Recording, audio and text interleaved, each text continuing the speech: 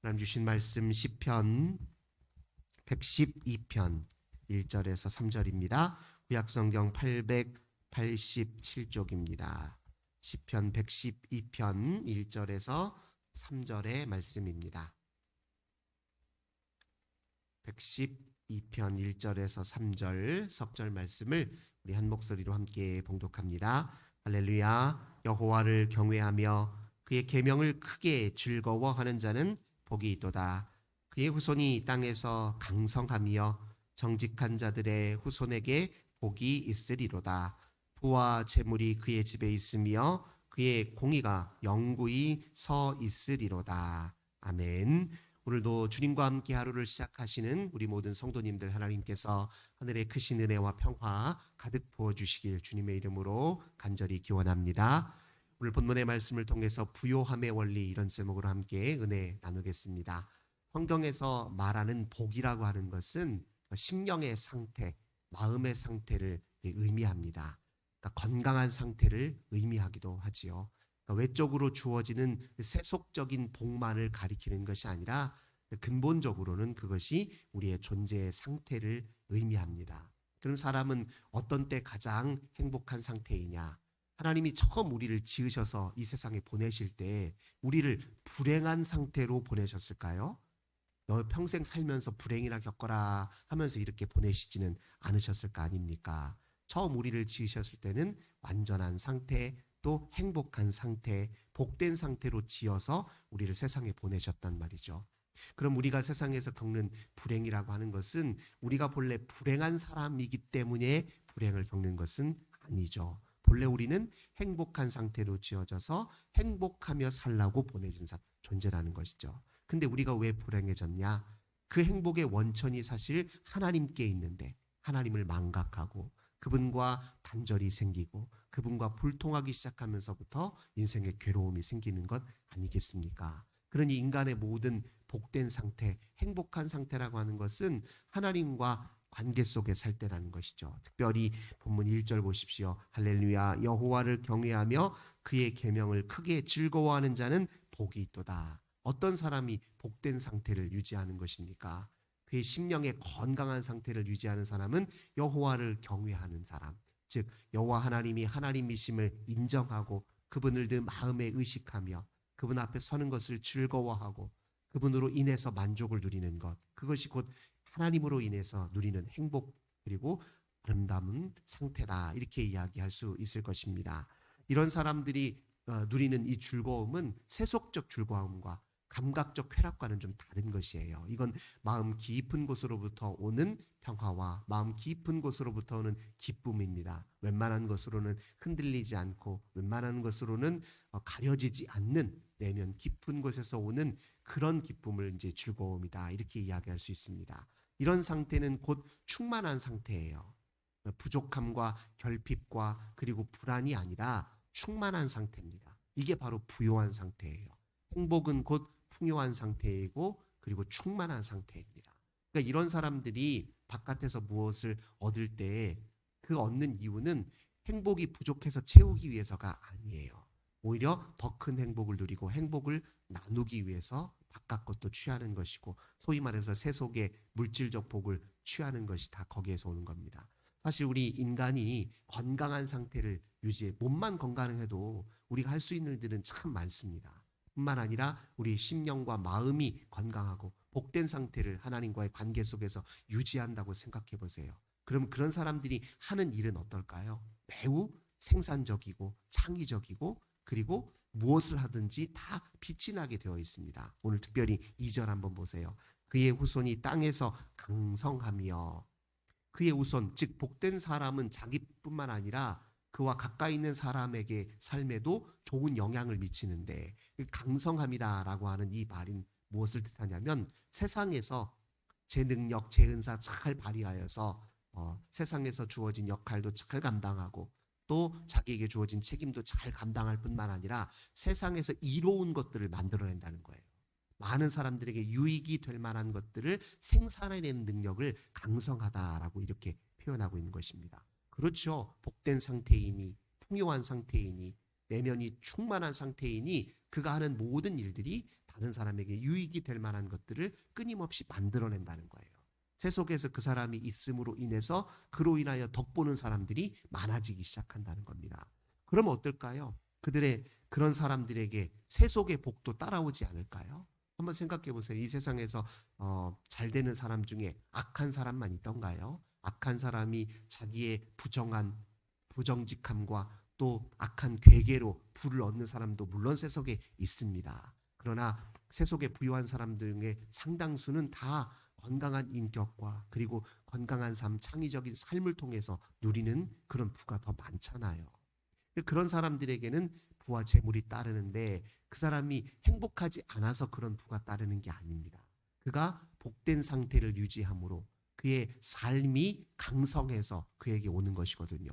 그럼 그는 그런 부를 통해서 무슨 일을 할까요? 좋은 일을 하게 되어 있습니다.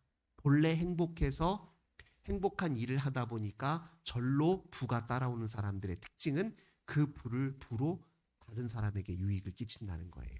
부정의하게 부를 획득하는 게 아니라 자기가 본래 복된 상태여서 복된 일을 통해 부를 획득했기 때문에 나누는 일에 서스름이 없다는 겁니다. 그래서 3절 4절을 연이어 보겠습니다. 부와 재물이 그의 집에 있으며 그의 공의가 영구히 서 있으리라. 공의라는 게 무엇입니까? 곧 약한 사람들, 걸핍에 있는 사람들, 불행한 사람들, 괴로운 사람들에 대한 염려하는 마음, 그들을 배려하는 마음, 그 고통을 헤아려서 그들의 아픔을 채워주려고, 그들의 아픔을 어루만져 주려는 마음이 공의잖아요. 이 공의라고 하는 것의 근본적인 것이 무엇이면 바른 관계를 뜻해요. 즉 우리가 함께 더불어 아름다운 관계, 서로 함께 사는 관계를 유지하는 삶, 이게 공의로운 삶 아닙니까? 그러니까 그가 가지고 있는 부와 재물은 공의를 실천하는데 자연스럽게 사용된다는 거예요. 4절은 또 정직한 자들에게는 흑암 중에 빛이 일어나느니 그는 자비롭고 긍휼이 많으며 의로운 이로다. 그렇게 본래 하나님과의 관계 속에서 행복한 상태에 있어서 강성하게 일하여 얻은 부로 그는 다른 사람들에게 자비와 긍휼을 베푸는 데 쓴다는 거예요. 5절은 또 더 적극적으로 표현합니다. 은혜를 베풀며 꾸어주는 자는 잘되니 그 일을 정의로 행하리로다. 은혜를 베푸는데 힘쓴다는 겁니다. 이게 진짜 행복한 사람이라는 것이죠. 우리가 그 세계적으로 존경할 만한 큰 부를 가지고 있는 사람들이 나중에 자기 재산의 거의 대부분을 사회에 환원하기로 약속한 그런 경우를 많이 보잖아요. 지금 마이크로소프트 회사라 큰 회사 빌 게이츠라는 분도 사실 자기 거의 전 재산을 사회에 환원하기로 이미 약속이 되었고, 그리고 지금 그는 경영에서는 이제 물러나 있고 실제로 그가 주요하게 하는 일이 뭐냐면 그 빌 게이츠 재단 같은 것을 통해서 사회 공익 사업을 하는데 그가 지금 힘쓰고 있습니다. 그러니까 그런 공익 사업들은 다 이 사회 우리 공동체 전체의 미래의 중요한 문제들과 관련된 일을 해요. 가난한 사람들을 돕는 일뿐만 아니라 세계에 발생하는 여러 이슈들에 관해서 어떻게 해결할 것인지에 대해서 그런 일에도 힘쓴다는 것이죠. 뿐만 아니라 우리 이제 젊은이들이 많이 쓰는 페이스북 같은 이런 소셜 미디어 이 창시자인 주커버그 이런 사람들도 자기 재산의 거의 대부분을 사회에 환원하기로 다 미리 약속을 해놨습니다. 자기 자녀에게 물려줄 것은 최소한의, 그가 이 사회에서 건강한 사람으로 사는데 필요한 정도의 최소한의 것만 물려주는 것으로 그렇게 이미 진작부터 사회에 공헌을 했던 것이죠. 그러니까 그들이 가지고 있었던 그 마음의 상태는 무엇이었냐면 처음부터 그들이 큰 부나 많은 재물 때문에 열심히 일을 했던 것이 아니라 그냥 그들은 자기에게 주어져 있는 재능과 은사와 가능성들을 기뻐하면서 감사하면서 그를 쫓아서 열심히 즐거움으로 일을 했었는데 이제 그런 과정에 부가 따라왔던 것이죠. 믿는 사람들에게도 이제 동일한 역사가 나타날 수 있다는 겁니다. 우리가 하나님과의 관계 속에서 이미 풍요하고 충만하면 우리에게 뒤따르는 모든 것들은 다 행복을 채우기 위해서가 아니라 내게 가진 것을 행복을 함께 나누는데 그렇게 쓰여지게 되어 있다는 것입니다.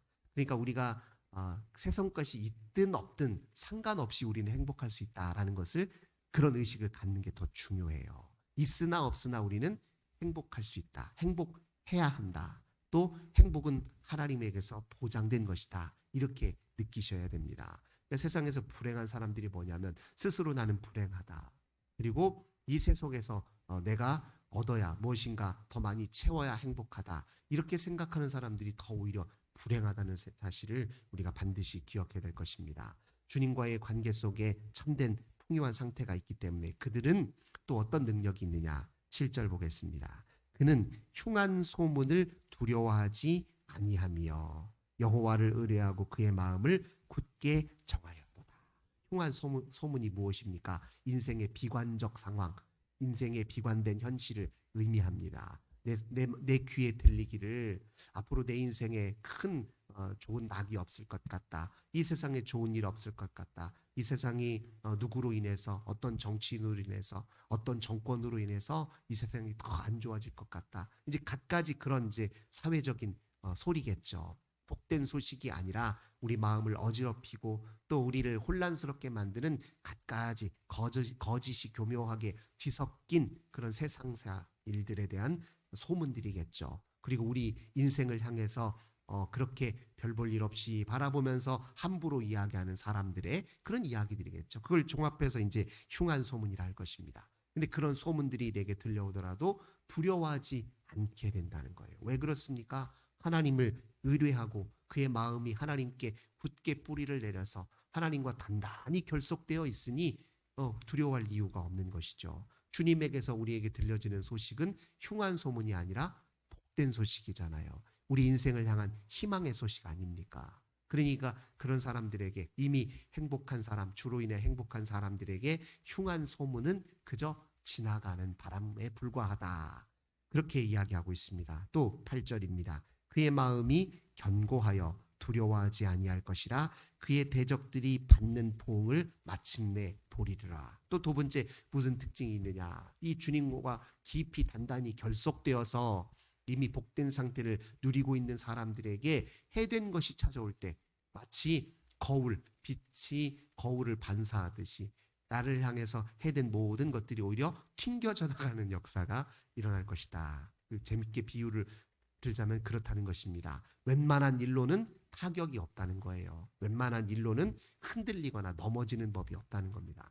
잠시 그냥 잠깐 마음에 괴로움이나 잠깐 두려움이나 불안이 있을지 몰라도 오뚜기가 바로 제자리를 찾듯이 그렇게 자기 본래 자리로 돌아온다는 겁니다. 실제로 이제 인간의 정서와 감정을 연구하는 사람들이 이제 했던 말 중에 행복의 세트 포인트라는 게 있어요. 이제 행복 지수가 높은 사람들은 웬만한 조금 힘든 일을 겪더라도 금세 제자리를 찾아온다는 거예요. 본래 자기 마음의 기초 정서가 하나님과의 관계에서 안정되어 있는 사람들은 뭐 괴롭고 힘든 일을 겪더라도 잠깐은 이렇게 마음이 쓰릴 수는 있는데 본래 자기 마음 상태로 금방 돌아온다는 거예요. 이게 이제 오뚜기 효과인 것이죠. 이걸 이제 다른 말로 하자면 요즘 유행하는 말로는 회복 탄력성이라고 합니다. 예, 회복 탄력성. 그러니까 본래 나는 건강하고 행복한 상태잖아요. 근데 여러 세상사 일들 속에서 내게 해된 것들, 내 인생을 회방하는 것들, 내 인생을 가로막는 것들이 뭐 찾아올 수밖에 없죠. 그런 걸 직면하고 만났을 때, 그것과 부딪혔을 때 나도 조금 흔들릴 수도 있고 그 순간 잠깐 괴로움을 겪을 수도 있지만 그러나 그 모든 걸 빨리 극복하고 빨리 비껴가고 빨리 넘어서서 본래 하나님과 단단히 결속되어 있는 자리로 돌아온다는 겁니다. 이걸 이제 회복 탄력성이라고 할 수 있죠. 이런 것이 있을 때 뭐가 나타나겠습니까? 끈기가 나타나죠. 한번 뭔가를 시작하면 귀한 일을 시작할 때는 그 일을 마무리 짓도록 하기 위해서 지속적으로 성실하게 그 일을 끝까지 감당할 수 있는 능력도 나타날 것입니다. 그러니까 그런 사람들의 길이라고 하는 것은 어떻습니까? 영구하다는 거예요. 9절 그가 재물을 흩어 빈궁한 자들에게 주었으니 그의 의가 영구히 있고 그의 뿔이 영광 중에 들리리로다. 그러니까 그들이 평소에 살았던 삶의 방식을 계속 견지해 나간다는 뜻이에요. 영구하다는 뜻이 계속 견지해 나갈 수 있는 힘이 생긴다는 겁니다. 이전에 살아왔던 하나님과의 관계 속에서 소중하게 택했던 그것을 뭐 상황이 바뀌었다고 해서 세상이 바뀌었다고 해서 금세 그걸 잊어버리고 인생이 돌변하는 것이 아니라 본래 내가 하나님의 길로 정하여서 살아왔던 그 길을 마지막까지 끝까지 견지하는 거. 이 얼마나 복되고 아름답습니까? 처음 신앙보다 더 깊은 신앙으로 마지막에 하나님께 돌아가는 그 순간, 그때 우리의 신앙이 더 깊어져 있다면 그거 얼마나 복된 일입니까?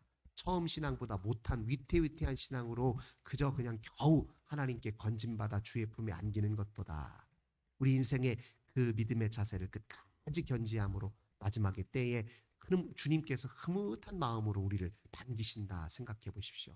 그런 인생이 바로 주 앞에 복된 인생이다 이야기하고 있습니다. 세상에서 악한 사람들이 잘 되고 저 사람들은 뭐 믿음도 없고 저는 뭐 특별히 착한 일 한 것도 없고 남에게 베풀 줄도 모르는데 왜 이렇게 계속 인생이 잘 되는 것 같아. 우리가 그 부러워할 필요가 없고 그 인생 우리가 시선 둘 필요가 없어요. 그가 악한 사람이고 그가 하나님 없이 이룬 것이라면 때가 되면 알아서 사라지게 되어 있습니다. 10절 보겠습니다. 악인은 이를 보고 한탄하여 이를 갈면서 소멸되리니 악인들의 욕망은 사라지리로다. 하나님이 원천이 아닌 복, 이거는 잠깐이면 사라져버릴 것들이에요. 주에게서 오는 복만이, 행복만이 가장 깊은 것이고 온전한 것이고 완전한 것입니다. 그 외의 것은 금세 소멸되는 거예요. 결국에는 다 사라져버릴 것들이다. 시편 기자는 우리에게 이야기하고 있습니다. 우리 모든 성도님들, 우리가 행복의 원천으로 삼아야 될 것은 오직 주님이십니다. 주님 때문에 행복하면 바깥에서 더 이상 행복을 찾지 않아도 됩니다.